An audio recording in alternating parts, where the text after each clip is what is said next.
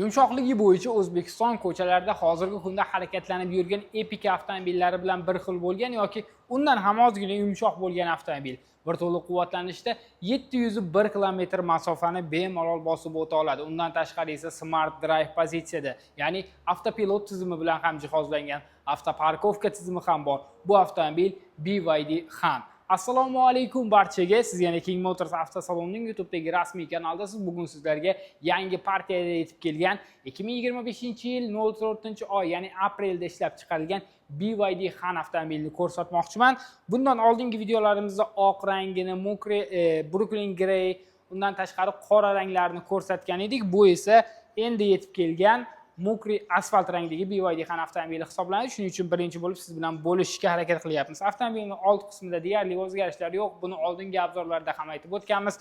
G'ildiraklar R19 razmerdagi disklar hamda Michelin shinalar o'rnatilgan. Bundan oldingi Smart Drive bo'lmagan 701 kilometr masofa bosib o'tadigan BYD Handan buni farqi aynan mana shu tormoz supportlarda hisoblanadi. Oldingi 701 kilometr yuradigan BYD Hanning tormoz supportlari kattaroq hamda qizil rangda bo'lardi va perforatsiyali disklar edi. Bunda esa u narsalar yo'q, lekin shuning evaziga avtomobilga avtoparkovka, undan tashqari Smart Drive, ya'ni o'zi harakatlanadigan avtopilot tizimlari o'rnatilgan. Mana shu qismlarda ham qo'shimcha kameralar ushbu avtomobilimizda ham o'rnatilgan. Build your dream, ya'ni BYD so'zining to'liqligicha shakli shu hisoblanadi. Buni juda ham yaxshi bilasiz. Orqa ko'rinish ham avtomobilimizda oldingi holatda saqlab qolingan. To'liqligicha LED chiroqlar hamda bu yerda ham ko'rishingiz mumkin. Monoqoshlar ishlatilgan. Orqa yukxonamiz to'liqligicha elektron tarzda ochiladi. Orqa yukxona deb hozir bu yerda adashdik. Chunki ko'plab elektromobillarning old qismida ham yukxonasi bor, lekin BYD Honda unaqa emas. Ko'rishingiz mumkin bu yerda o'zini poliklari, rem komplekti, hamma narsalari xuddi shu yerda joylashtirib o'tilgan. Shu yerda esa sizga bitta narsani aytib o'tmoqchi edim. Qarang, aynan bu BYD Han avtomobilimiz ham Smart Drive, lekin bunda orqasida ko'rishingiz mumkin. Aynan mana shu yozuvi, ya'ni yozuvi avtopilotini anglatib turadigan yozuvni chekka qismida ko'k. Bu qizil bo'ladi. Qizil degani mana shu aynan ko'kdan bitta baland toifadagi avtopilot tizimi o'rnatilgan degani. Bu qaysi avtomobillarda? BYD Han LD, Tang LD va Hanni liderli variantida aynan mana shu yerda qizil bo'ladi va uni avtopiloti bunga nisbatan kuchliroq bo'ladi. Shu yerdan ham bilib olsangiz bo'ladi. Aynan mana shu 701 kilometr BYD Han avtomobilimizni ko'pchilik adashtirmoqda, ya'ni bunda massaj yo'q hamda head-up display yo'q deb. Yo'q, unaqa emas. Aynan 605 kilometr yuradigan BYD Handa head-up ham olib tashlangan, massaj ham olib tashlangan. Bu avtomobilimizda ikkala old o'rindiqlarda massaj 5 xil bor hamda ko'rishingiz mumkin head-up displaylari ham bor. 701 kilometr yuradigan nechta pozitsiya bo'lgan? Oldin 2 dona pozitsiya edi, ya'ni 701 kilometr yuradigan mana shu oddiy pozitsiya hamda liderli.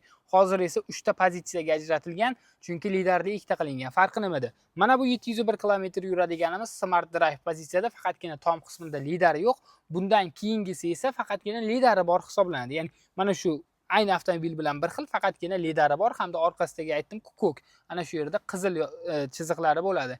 Undan keyingi pozitsiyada esa mana shu glyansiy joylari yog'och teksturali bo'ladi. Undan tashqari ichki qismi oq charmli hamda nappa kojalar ishlatilgan bo'ladi.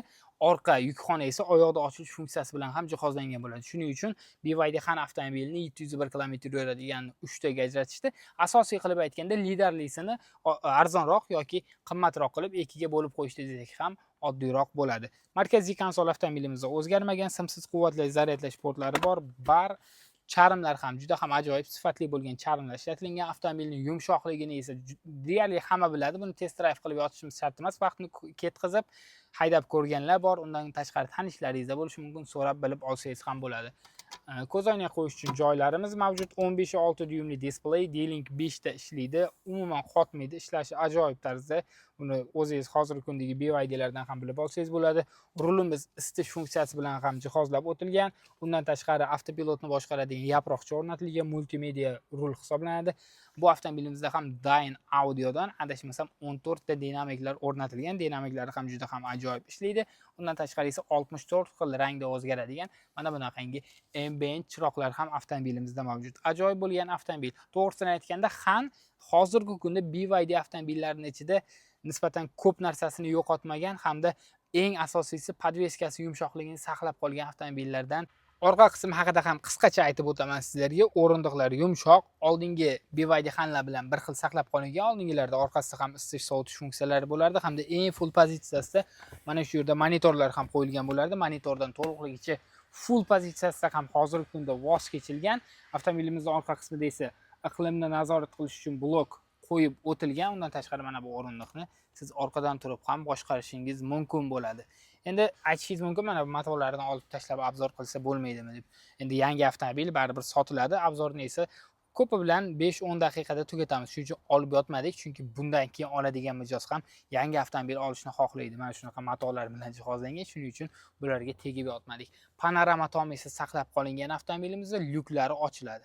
Yangi partiyada kirib kelgan 701 kilometr masofa bosib o'tadigan, hozirgi kunda bozorda eng talabgir bo'lgan BYD Han avtomobilini sizga ko'rsatdik. Ushbu avtomobilimiz 79,6 kWh sig'imga ega bo'lgan batareyalar bilan jihozlangan. Yangi ma'lumotlarga qaraganda esa 82,4 kWh sig'imga ega bo'lgan temir fosfat batareyalar bilan ushbu avtomobilimiz jihozlangan. Aytib o'tganimdek, bir to'liq quvvatlanishda 701 km masofani bosib o'tadi. Ot kuchi esa 245 dan tashkil qiladi. Bilasiz, avtomobilimizning old g'ildiraklari haydovchi hisoblanadi. Maksimal tezlik 185 km/soatni tashkil qiladi.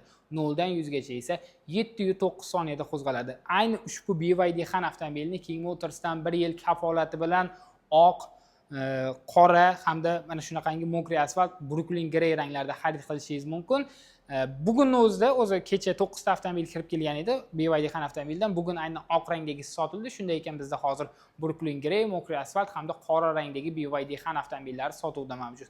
Narxi qancha deyotgan bo'lsangiz, avtomobil 1 yil kafolati bilan King Motors avtosalonida 35 ming AQSh dollari deb baholangan. Narxidan yana o'tib beradigan joyi bor. Avtomobil sizga qiziq bo'lsa, pastdagi raqamlarga aloqaga chiqing. Biz sizga avtomobil haqida to'liq ma'lumot beramiz. Undan tashqari esa to'lov ham har xil usulda, to'lov shartlarida avtomobilni xarid qilishingiz mumkin. Naqd va undan tashqari boshqa to'lov turlarida ham sizga avtomobillarni haydash uchun tayyorlab beramiz. Shunday ekan King Motorsga murojaat qiling, pastdagi raqamlarga aloqaga chiqing. Video yoqqan bo'lsa, like bosishni esdan chiqarmang. Kanalimizga ham obuna bo'lib qo'ying. Keyingi videolarda ko'rishguncha xayr.